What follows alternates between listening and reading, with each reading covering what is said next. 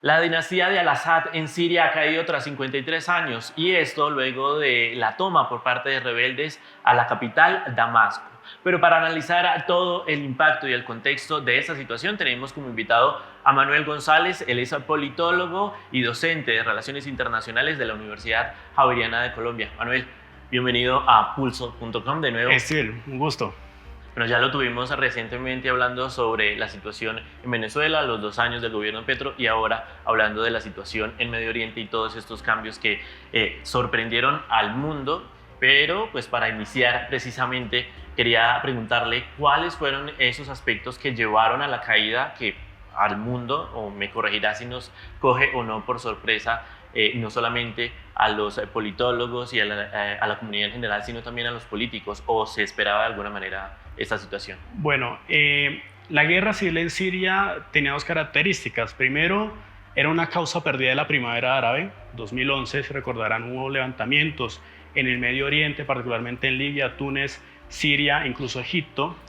Pero también era un conflicto que se consideraba como congelado, es decir, con un punto muerto.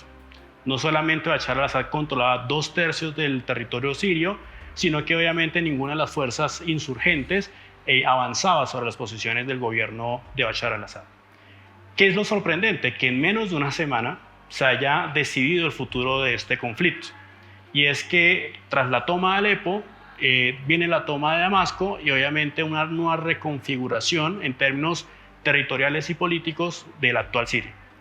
¿Cuáles son esas causas? Hay varias. Primero, efectivamente, tenemos un gobierno sirio que tenía problemas en pagarle a sus soldados. Eso obviamente desmoraliza a la fuerza militar que ciertamente está defendiendo no solamente Damasco, sino también Alepo. También tenemos un país que está sometido a sanciones internacionales después de obviamente una serie de violaciones sistemáticas de derechos humanos, sanciones por ejemplo de los Estados Unidos que le prohibía al gobierno de Bashar al-Assad hacer negocios y obviamente sacar incluso el petróleo de Siria para obviamente financiar esa guerra. Y en tercera medida hay que decir que el factor militar es muy importante en términos de la ayuda que le prestaron dos grandes potencias.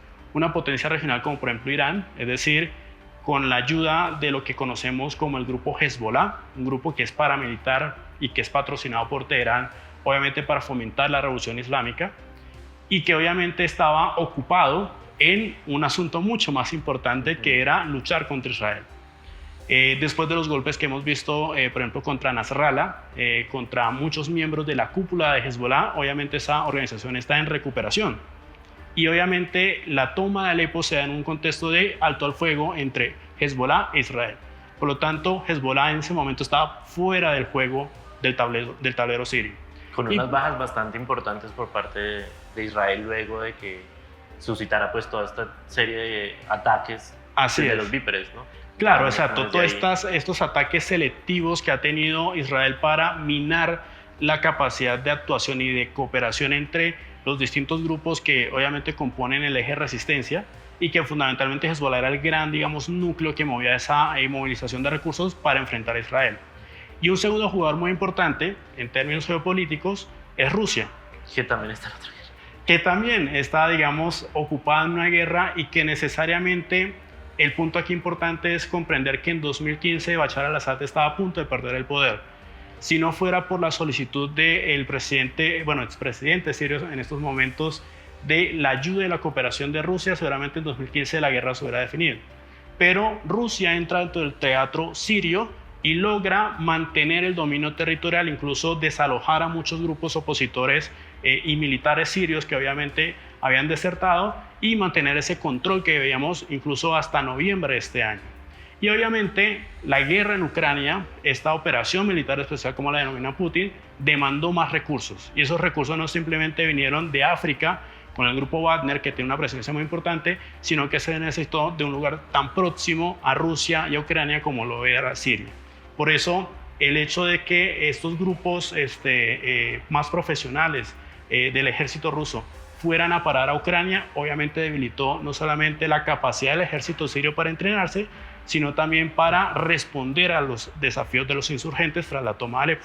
Pero acá surge algo muy importante y le voy a pedir a mi compañero si nos puede también acá poner un poco el mapa de la zona y demás.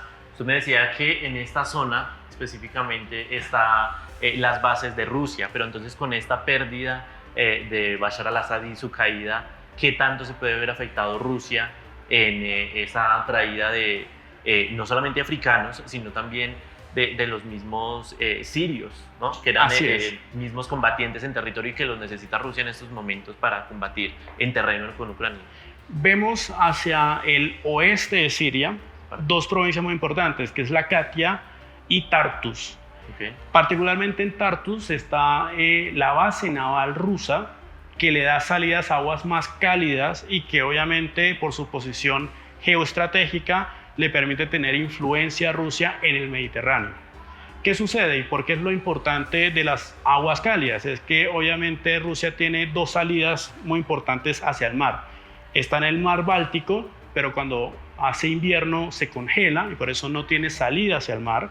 Y está el Mar Negro, pero el Mar Negro sabemos que está en disputa con Ucrania. Por eso se entiende un poco la anexión de Crimea por parte de Rusia, porque también es una salida hacia el mar. En Siria, el asunto es mucho más antiguo, no es un asunto reciente, sino que esta base militar rusa es una base militar que es heredada de la Unión Soviética.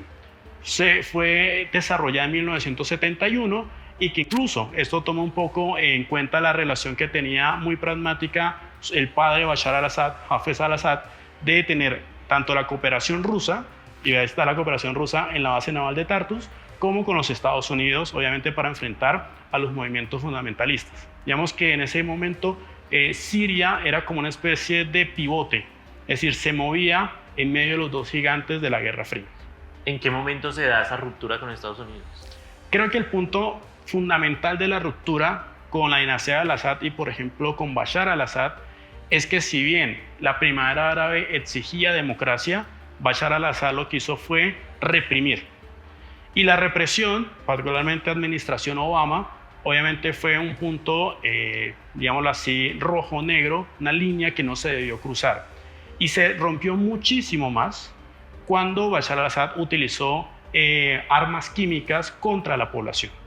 Entonces, esas líneas rojas de obviamente reprimir a la población fueron, digamos, el caldo de cultivo para que obviamente la relación entre Damasco y Washington se rompiera. Y ahí es donde aparece Rusia, justamente. Si Estados Unidos no puede brindar por lo menos el apoyo diplomático, Rusia lo puede brindar de manera militar. Cambio de bando. Prácticamente cambio de bando. Ok, pero eso también llevó a que se recrudeciera toda esa guerra civil, que caso contrario no se aplacara, sino se intensificara y se alargara por 13 años, ¿no? Así es. Gran parte del gobierno de Bashar al-Assad es un gobierno que está sumido en la guerra civil. 2011, sabemos la primavera árabe que deriva en una guerra civil porque no solamente fueron manifestaciones, fue la respuesta a esa represión en forma de deserción de muchos oficiales del ejército sirio para enfrentar a Bashar al-Assad. Fue un escenario muy parecido a lo que sucedió, por ejemplo, en Libia, en la que obviamente Gaddafi reprimió a los manifestantes libios y en respuesta muchos libios tomaron las armas, incluso muchos oficiales del ejército libio tomaron las armas contra Gaddafi y pues obviamente ya sabemos lo que, digamos, terminó con el ajusticiamiento de Gaddafi y obviamente la creación de muchos grupos en áreas específicas de Libia que combaten por el control territorial. Lo mismo se puede entender para Siria, y es que en Siria principalmente habían dos grupos. Estaba el ejército sirio y estaba el ejército libre sirio, que era obviamente formado por estos oficiales que te comentaba que habían desertado del ejército de Bashar al-Assad. Pero después vemos que aparecen otros grupos muy importantes. Si nos ubicamos un poco en el mapa, tenemos estas provincias del norte, Al-Azakak y Al-Faqwa, que básicamente eran controladas por los kurdos. Frontera con Turquía. Frontera con Turquía y que después empezaron a tener un control muy importante en Deir ez-Zor y una parte muy importante en Homs.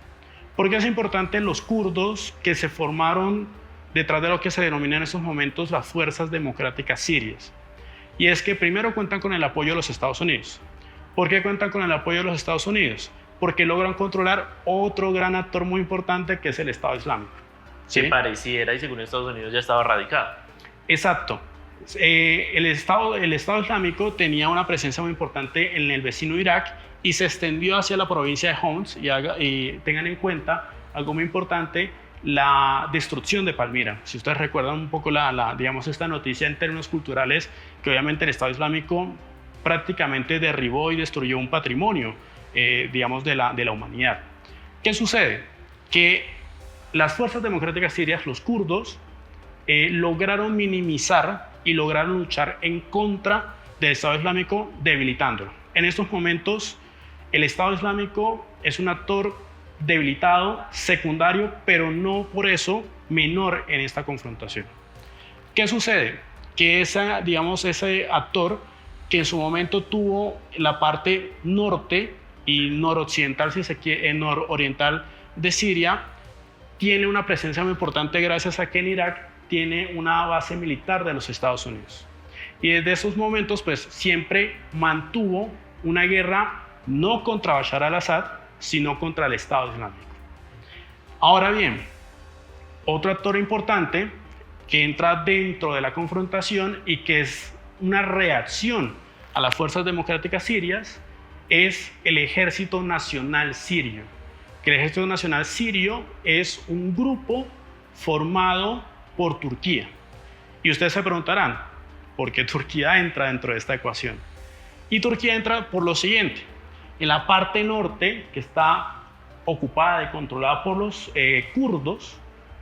kurdos tienen una reivindicación territorial de separarse, de crear su propio Estado. Y ese Estado compromete no solamente las partes que tienen controladas en Siria, sino la parte sur, la frontera sur de Turquía. ¿Es un pensamiento, una ideología similar a la del Estado Islámico, conformar su propio bastión, su propio Estado? Tienen la reivindicación de crear su propio Estado, pero no necesariamente comparten su, su extremismo o su programa religioso. Okay. ¿Sí? Entonces, en ese sentido, Turquía entra dentro de esta confrontación como una reacción al fortalecimiento de los kurdos, ¿sí? Que es una amenaza existencial, y eso lo ha hecho Erdogan, una amenaza existencial para el Estado turco. ¿Qué sucede? Si nos vamos más hacia allá, es decir, hacia la parte del oeste, Idlib y Alepo, Idlib fue un enclave muy importante de lo que se formaría después como el HTS, que es el Hayat Tahrir al-Sham, que básicamente es un grupo que primero se escindió del Estado Islámico, son sunitas, y después, obviamente, se separó de lo que en su momento fue como su grupo de acogida, que fue Al-Qaeda. O sea, tuvo relación con ambos grupos terroristas. Así es, tuvo una relación de cooperación y después de conflicto, para después crearse como un grupo independiente que obviamente tiene una relación mucho más moderada frente a otras confesiones religiosas. 2017, me corrige, sí, que fue cuando se separó. Exacto, es decir, tuvo una relación primero con el Estado Islámico, cuando empezó a, obviamente, a ocupar todas estas zonas de Irak y las partes de Homs y Deir el-Zor, y después de eso, debido al radicalismo, pero también al debilitamiento después de la muerte de al-Baghdadi, que era obviamente el líder del Estado Islámico, se separa, junta sus fuerzas con Al-Qaeda, y después, por problemas internos con Al-Qaeda, decide formar el HTS, que incluso luchó contra Al-Qaeda para minimizarlos y solamente conformar un grupo. Y luego ese grupo se refugia en la provincia de Idlib, que es la provincia que a lo largo de toda la guerra fue la que tuvo un bastión opositor muy consolidado. Y ese fue el grupo que finalmente, con otros grupos, pero fue el principal que tumba a Bashar al-Assad, que a diferencia de Libia, esta fue un poco más pacífica, sin entrar a conflicto y negociando de alguna manera, como lo confirmó Rusia, y no con la muerte del dictador, como pasó en Libia. Así es, ¿Qué diferencia hay? Eso es un punto muy interesante que comenta Estíbal, y es, este grupo es mucho más moderado que el Estado Islámico, pero no por eso deja de ser visto con sospecha por su tradición suní y particularmente con sus lazos con su antiguo patrocinador, que era el Estado Islámico, y obviamente con Al-Qaeda. ¿Qué es lo que sucede? Que lo que hemos comentado un poco sobre el debilitamiento del ejército sirio, el ejército de Bashar al-Assad, es lo que le permite al final de cuentas al HTS lograr esta, digamos, ofensiva final que se tuvo primero sobre Alepo y después sobre las ciudades de Homs, Hama y Damasco. ¿Qué es lo que sucede? Cuando se debilita el grupo en Alepo, el grupo de Bashar al-Assad, el ejército sirio, obviamente lo que hace es el HTS atacar esas posiciones, tomar Alepo, que es la segunda ciudad en importancia en Siria, pero la primera económicamente más importante del país, y eso lo que hace es que hace replegar todas las fuerzas del ejército sirio hacia el sur. Entonces se replega hacia Hama y se repliega finalmente hacia Damasco. Okay. Desde ese momento incluso el ejército sirio empieza a replegarse hacia Homs. Y hay muchos, y ustedes pueden ver por ejemplo en redes sociales, muchos videos que vemos a integrantes del antiguo ejército sirio tener, digamos, un paso o por lo menos un permiso para pasar a Irak como refugiados. Es decir, ya se veía un poco la debacle del ejército sirio. ¿Qué sucede? Que el HTS, como bien comentamos, es una posición mucho más moderada, es decir, ha sufrido una transformación. De hecho, su líder, Yolani, ha dicho que el haber pertenecido al Estado Islámico y después Al Qaeda fue un error de juventud, ¿sí? Y está reconociendo que pues obviamente en su momento tuvo una serie, digamos, de errores prácticamente en cómo lograr el apoyo de la población. Y sigue siendo un líder muy joven. Es un líder muy joven, es un líder que obviamente lo que busca es la moderación y que incluso que para los estándares, para estos grupos mucho más extremistas o que se buscan de esa manera, pues lo que busca es que simplemente el objetivo fuera derrocar a Bashar al-Assad y lograr, al final de cuentas, que el gobierno que elijan los sirios es el gobierno que ellos van a respetar. Obviamente eso está por verse. Allá iba, precisamente el líder de Hayat Tahrir al-Sham dijo que el objetivo, como bien lo decías, era tumbar a Bashar al-Assad y que ya son las instituciones de Siria las encargadas de llevar esa transición, si se puede llamar transición o cambio de gobierno. Pero es factible cómo se ve a corto o mediano plazo la situación política en Siria teniendo tantos actores armados en juego y además los vecinos con unas ideologías y unos intereses diferentes de por medio. No hemos hablado además de Israel mucho. Sí, seguramente hablaremos de Israel, que es otro de los actores, estas potencias regionales que tienen una importancia muy importante, una importancia en el conflicto sirio. Sobre tu pregunta, y es, desafortunadamente, la toma de Damasco no es el final de la guerra civil siria. Es tal vez el cierre de un capítulo en el cual lo que vemos es que muchos grupos, particularmente 4, los que ya he nombrado, el HTS, los kurdos, incluso formaciones que en su momento se crearon como fue el Ejército Libre Sirio, el mismo Estado Islámico e incluso mucho más acá las milicias drusas que se ubican aquí en Suwaida, ¿sí? ¿Hezbollah no tendría mayor injerencia? Y bueno, Hezbollah que estuvo del lado de Bashar al-Assad gracias obviamente a esa frontera porosa entre el Líbano y Siria.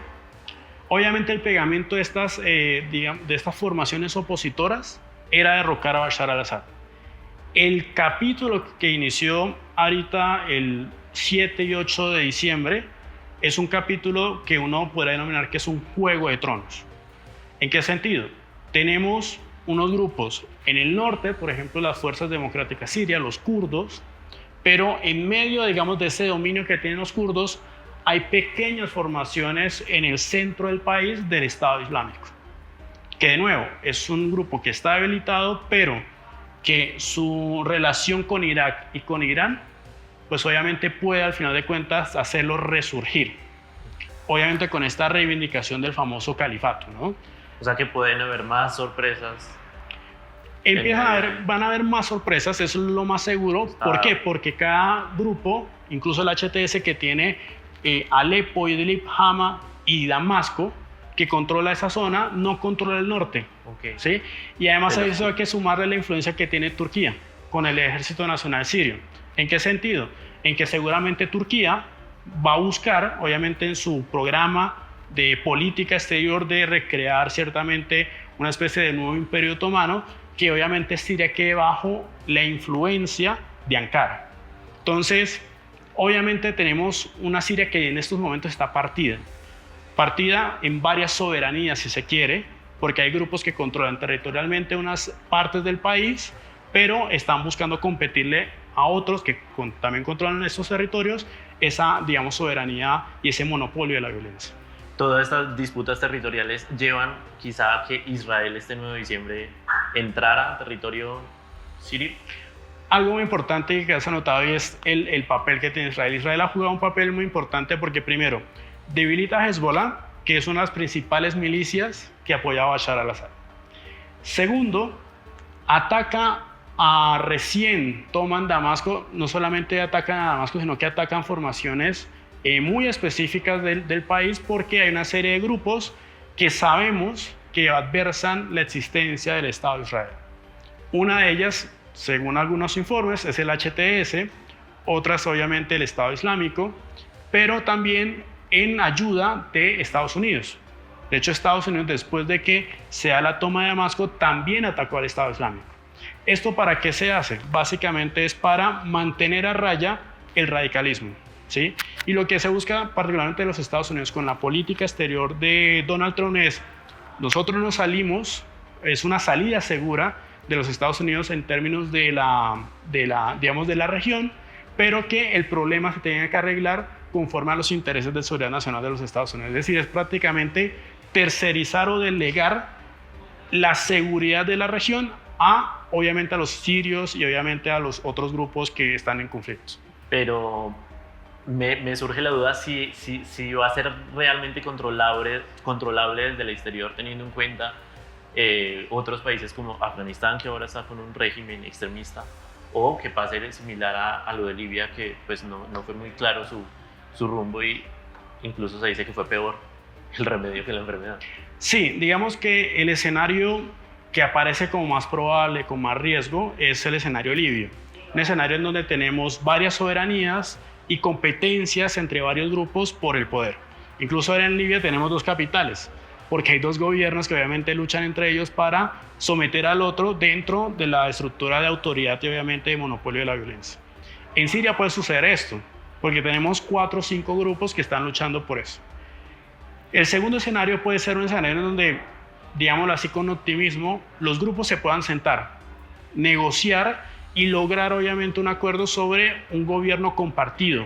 ¿Es factible? ¿Sí? ¿O es bien complejo? Digamos, siempre es factible. Digamos, las probabilidades son 0, pero al final de cuentas siempre tienden a aumentar o disminuir de acuerdo a las acciones que suceden en la política. Y un tercero, pues obviamente, que es algo mucho más, regional, es la influencia que puede tener Turquía. Y es el siguiente capítulo de esta historia, es que seguramente los kurdos van a luchar su propia lucha, no solamente contra los remanentes que quedan en Siria, que tratan de mantenerlo en Siria, sino también contra los turcos que obviamente quieren quitarle, su deseo de independencia. Entonces, eso es seguramente un escenario que se puede dar, claro, sí, y que seguramente Turquía va a aprovechar para influir en los grupos que obviamente creen el nuevo gobierno sirio, el gobierno después de la caída de Bashar al-Assad. ¿Por qué con toda esa situación, al inicio de la entrevista decíamos que cogió por sorpresa al mundo esta situación y esta caída de Bashar al-Assad? ¿Por qué no era previsible teniendo en cuenta que Hezbollah estaba librando una guerra un conflicto con Israel y no estaba tan fuerte para apoyar a Bashar al-Assad, y Rusia igualmente con Ucrania? ¿Por qué no era previsible que esto llegara a presentarse en estos tiempos? Todos sabíamos que los analistas preveíamos que era un conflicto congelado, al igual que lo que sucede en Ucrania, es decir, ningún actor logra superar las líneas de defensa del otro. Pero lo que se ha dicho es que hubo un olfato estratégico por parte del HTS, y no tienes a Rusia completo en el escenario de Alepo, tienes a Hezbollah literalmente recuperándose en la banca en el Líbano, y tienes obviamente a un Irán que también fue bombardeado por Israel y que obviamente no puede ayudar obviamente a tratar de contener a los insurgentes. Entonces, lo que se dice, lo que se comenta un poco en el análisis es que hubo un olfato por parte del HTS, tomaron Alepo y fue cuestión de un efecto de dominó. Es decir, cae Alepo y caen las demás, porque lo que generó la caída de Alepo fue insurrecciones en varias ciudades que en su momento tenían el control de Bashar al-Assad. ¿Pudo haber tenido este grupo Hayat al-Qassam apoyo por parte de otras potencias para llegar al derrocamiento, quizá de Estados Unidos? Es curioso porque el HTS, de acuerdo, digamos, a su historial, es considerado por Turquía como terrorista y por los Estados Unidos también como terrorista. Pero en ese Juego de Tronos... Pero en ese Juego de Tronos parece ser que obviamente la idea de tener una ayuda de, digámoslo así, de Arabia Saudita, de potencias que incluso adversaban a Bashar al-Assad, que son sunitas, Arabia Saudita es una potencia sunita en este escenario, y que obviamente adversan a Teherán, que es chiita. Ese apoyo ciertamente pudo ser de alguna forma importante para que el HTS lograra, avanzar sobre Damasco. Ahora bien, no hay que quitarle mérito al HTS. El HTS lo que hizo, muy distinto a otros grupos, fue crear estados, una institucionalidad paraestatal que incluso proveía servicios públicos, tuvo un colegio militar, y que obviamente eso le da una ventaja muy importante frente a otros actores que simplemente son organizaciones militares, pero que no tienen un desarrollo político. Es decir, este grupo ciertamente aprendió de sus errores y está pensando obviamente en el posconflicto más que en lo que ya han logrado militarmente en esta guerra civil. Manuel González, politólogo y también docente de Relaciones Internacionales de la Universidad Javeriana de Colombia. Conclusiones y qué esperar en esta situación en Siria y lo que implica obviamente para la región del Medio Oriente y el mundo incluso. Bueno, conclusiones creo que son muy apresuradas a hacerlas. Creo que en el escenario que estamos es un escenario totalmente incierto. No podemos decir que el HTS, por haber llegado a Damasco, es el gobierno, consolidado en Siria, porque de nuevo hay 4 o 5 formaciones más que le están compitiendo el territorio a este grupo que obviamente logró llegar hasta la capital y forzar la salida de Bashar al-Assad. Hay que decir que esto es un golpe muy duro para 2 potencias. Irán, porque ciertamente pierde a un aliado muy importante del eje de resistencia, y porque le cierra la vía obviamente a Hezbollah. Es decir, Hezbollah ya no tiene un refugio seguro en Siria, es literalmente un país que ya es hostil a Hezbollah. Ya no tienes el corredor exactamente entre el Líbano y Siria para hacer actividades en contra de Israel. En este caso, Israel es uno de los grandes ganadores porque logra sacar del juego a Siria. Y obviamente hay que decir que el gran ausente de todo esto es Estados Unidos. Es decir, Estados Unidos en esta transición presidencial de Biden a Trump ciertamente se encontró con varias sorpresas. La sorpresa de que ciertamente Israel estaba jugando fuera de las líneas establecidas por Estados Unidos, tanto así que atacó al Líbano, y ahora Biden saliendo se lleva una segunda sorpresa, y es que obviamente Bashar al-Assad está por fuera. De hecho, incluso se trató de acreditarse ese logro, pero es un logro literalmente de los sirios, porque al final de cuentas solamente Estados Unidos ha apoyado a un grupo que son los kurdos, y los kurdos simplemente han ayudado a Estados Unidos a controlar al Estado Islámico y no necesariamente a sacar a Bashar al-Assad del poder. Otro gran perdedor, Rusia.